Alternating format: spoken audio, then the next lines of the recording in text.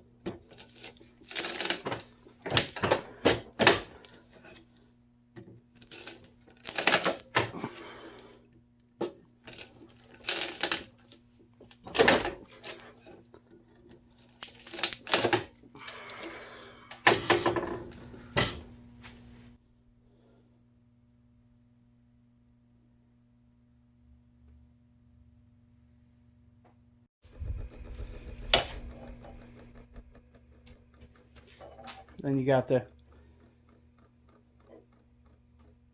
beating tool, right? I just use this round bar, man, and cut it into a point on the one end. I probably could even sharpen that point a little bit more. But that's it. Cut down it with a cutoff wheel, bend it out, cut the two sides off. If you end up breaking it out, I mean, some people use flat rod, flat stock. You can use pretty much whatever. You just got to make it work for what you want it to do.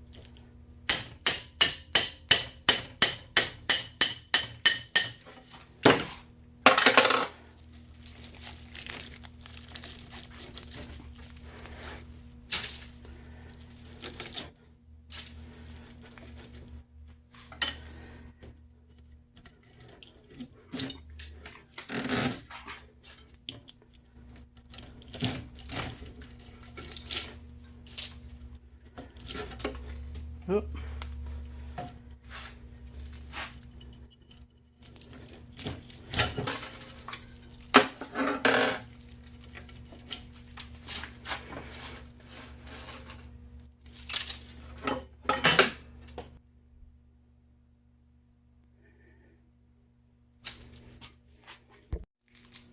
I guess we'll try to run some numbers. I would say a motor like this is like a fan motor out of an air conditioner. You know, the one that runs the fan on top of your condenser outside the house. That's what this is. So motor this size, probably about 2 pounds of copper, give or take. Probably a little bit more than 2 pounds. Alright, like this motor over here. I don't remember what this is out of. Maybe a generator or something. And, you know, that's probably 4 pounds of copper in that thing once you get it beat out of there. Alright, so today's prices, I think number 2 is a little over $2. So say 2 pounds. Probably take about 10 minutes or less to cut this off, cut all these and beat it out of there. So if you're going non-stop for a whole hour, you maybe get 6 of these done. 2 pounds, $2 a pound, you know. That's probably $24 an hour right there, just to take those apart from this point on. So it's not bad. It helps when you stack them up, do them all at once, you know. Then you see the big payday. Yeah, payday. Alright, well, go get yourself a set of these cable cutters. They usually run, when I bought these, I think they're like $20 a set. They're probably 20, 30 bucks now, I would bet. I'm also thinking about building a processor out of one of these. You know, have this tool slide into the processor and be consumable, you know, which is like a pipe with some bolts to hold it in place, and then have it attached to the either hydraulic or inertia. Either hydraulic, or I have a gear reduction box that I could probably hook to this thing somehow, get like an elliptical going, get this thing to cycle like this, just back and forth. Realistically, I'd probably want it at like a speed like this.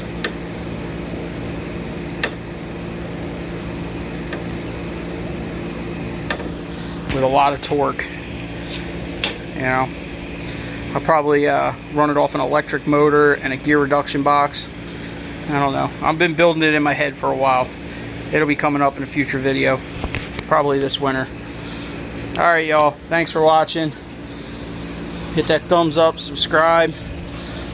Guess we're just going to sit here on this 100-degree day and work on the copper hoard.